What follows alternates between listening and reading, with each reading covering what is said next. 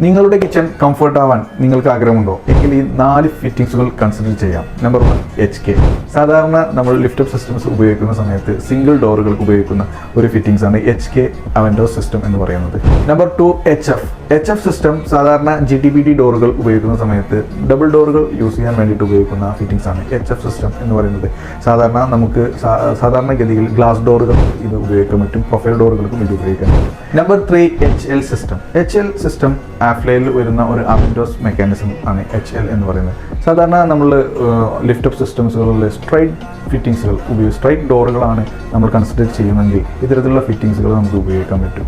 ഇത് എല്ലാം തന്നെ സെൻസർ ഉപയോഗിച്ച് ഓപ്പറേറ്റ് ചെയ്യാൻ പറ്റും എന്നുള്ളത് ഒരു പ്രത്യേകതയാണ്.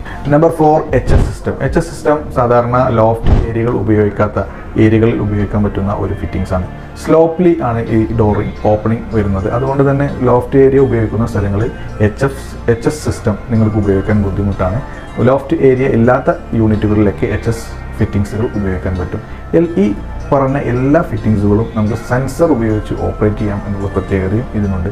ഇത്തരത്തിലുള്ള ഇൻഫോർമേറ്റീവ് ആയിട്ടുള്ള വീഡിയോസിന് നമ്മുടെ ഫർമിയുടെ പേജ് നിങ്ങൾ ഫോളോ ചെയ്യുക.